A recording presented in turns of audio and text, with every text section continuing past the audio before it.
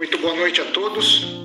Neste momento, iniciamos a apresentação dos 2 primeiros volumes das tragédias completas de Sófocles, que é a coleção Clássicos Comentados da Ateliê Editorial, associada à editora Minema, oferece aos leitores. O projeto, em edição bilíngue, conta com a tradução do professor Jaa Torrano, acompanhada de estudos do tradutor e da professora Beatriz de Paula. Apresentaremos hoje Ájax e as Traquínias. O projeto terá continuidade com a edição de Antígona, Édipo Rei, Electra, Filoctetes e Édipo em Colono. Os livros estão à venda nos sites da Ateliê Editorial e da editora Minema. Não é um lançamento, na realidade é uma grande aula que a gente tem, que o leitor tem ao ouvir. Não é um lançamento em si, mas conhecer essas pessoas que criam, os autores, os tradutores, os colaboradores todos de um livro, todos fazem parte desse projeto que é tentar editar e levar uma literatura de alta qualidade aos leitores. Eu quero frisar que eu estou surpreso com a reação muito boa, não é? Até agora do lançamento das 2 primeiras tragédias, né? A julgar pela reação do público, nós teremos uma coleção com um respaldo muito grande, né, dos leitores. Desde a pré-venda, né, praticamente dos livros, né, que começa a circular, a reação nas redes sociais, nas conversas com todo mundo, essa primeira reação, tomara que se mantenha, não é? E é um augúrio de fato de um projeto muito, muito relevante. Bem-vindos ao nosso evento. Como diretor da coleção Clássicos Comentados, sinto orgulho do projeto de edições bilíngues das tragédias completas de Sófocles, empreendido pela Ateliê Editorial e a editora Minema, com traduções de Jaa Torrano. Hoje, são lançados os 2 primeiros volumes dos 7 projetados, Ájax e as Traquínias. Para celebrar a publicação, apreciaremos palestras que mais abrilhantarão este evento notável. Desfrutemos. Com Torrano tradutor, no mesmo sentido em que, aberto à palavra de seus preceptores, se formava Torrano poeta. E se é certo que nesses 3 âmbitos as musas se fizeram presentes, no último deles cabe destacar sua vernácula particularidade. Em Divino Gibi, as musas hesiódicas conservam seu vigor. Mentireiras, verdadeiras filhas da verdade, dizem a verdade aos verdadeiros e muitas mentiras aos mentireiros. E as musas torrânicas surgem translúcidas. As Tieteidas, filhas de amigos Zeus, nutrizes de Dioniso, nos dão a lucidez de inebriante raio.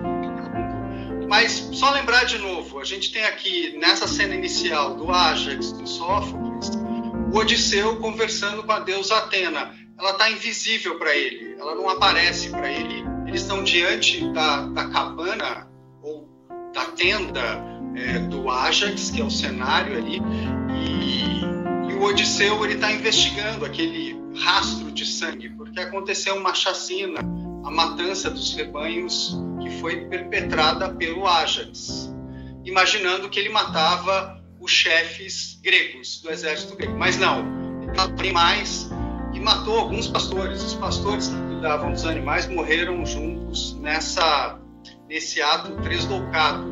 Ele simplesmente perdeu a sua lucidez por causa da deusa, e agora então o Odisseu, tentando investigar o que aconteceu, ouve a voz da deusa, a deusa conta para ele o que aconteceu, e ela vai chamar o Ájax para fora da tenda dele, para, em bom português, eles rirem da cara do Ájax, que o Ájax continua completamente fora de si, imaginando que matou guerreiros. Aliás, ele imagina que o Odisseu está dentro da tenda dele, porque ele não quis matar logo o Odisseu. Ele quer açoitar o Odisseu até a morte, para a vingança ser ainda mais cruel. As armas do Aquiles, que ele imaginava que iriam para ele, Ájax, foram para nas mãos do Odisseu. Que é quem são seus pais. De modo que o que não é dito é tão ou mais importante do que aquilo que é dito. Porque o que não é dito cria um vazio, cria um buraco, cria uma brecha, abre um espaço, uma distância entre o conhecimento humano e o conhecimento divino. E é nesse espaço onde se dá o erro, a falha trágica, a famosa hamartia. Uma conhecida helenista francesa, Jacqueline de Romilly, num livrinho seu introdutório sobre a tragédia grega, ela distingue um tipo de ironia trágica própria de Sófocles, que só aparece em Sófocles. Então ela diz que a ironia trágica em Ésquilo e Eurípides é o emprego por um personagem de palavras, expressões ambíguas, de duplo sentido, que o interlocutor da personagem em cena não consegue compreender, ou compreende de uma certa maneira, e que o espectador percebe o verdadeiro sentido. E ela diz que em Sófocles, para além desse, há um outro tipo de ironia trágica, que é aquela que ilustra a ignorância dos homens, que são enganados pelos próprios deuses. Então, ela não diz isso sou eu que digo, esse tipo específico de ironia trágica advém do emprego da adivinhação por Sófocles. Aí o que sim ela diz é que a distância entre deuses e homens é enfatizada por esse tipo de ironia trágica, que está no coração de uma tragédia como o Édipo Rei, de que vimos falando. Ora, o Édipo Rei se estrutura, revolve sobre oráculos e suas interpretações. Então, a adivinhação tem um papel fundamental na construção desse tipo de ironia trágica. Logo, concluo eu o argumento e a minha fala, a adivinhação tem um papel fundamental na poética de Sófocles. A tragédia tem uma visão de mundo, Então é preciso aparecem os deuses. O que são os deuses? Eu entendo que os deuses são os aspectos fundamentais do mundo. Isso eu aprendi com Hesíodo. Para mim, isso está claro em Hesíodo, que os deuses são os aspectos fundamentais do mundo. Por quê? Porque a teogonia de Hesíodo, a teogonia significa o nascimento dos deuses. Então ele apresenta os deuses primeiro nomeados, Caos, Terra, Tártaro e Eros. E Caos, eu entendo que seja o deus que preside a procriação por cisparidade, quando Deus, sem união amorosa, se divide e dá origem a um outro. Terra tem o epíteto de amplo seio, que é a sede de todos os deuses que habitam o Olimpo e o caos nevoento no fundo do chão de amplas vias. E Eros, que é o mais belo dos deuses, o mais que domina o espírito, é a prudente vontade do homem e dos deuses.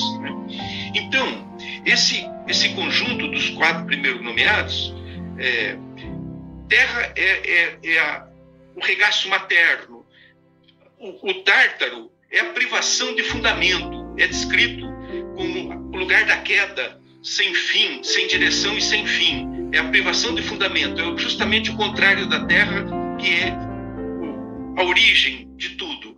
E Caos e Eros, então, são os 2 parênteros que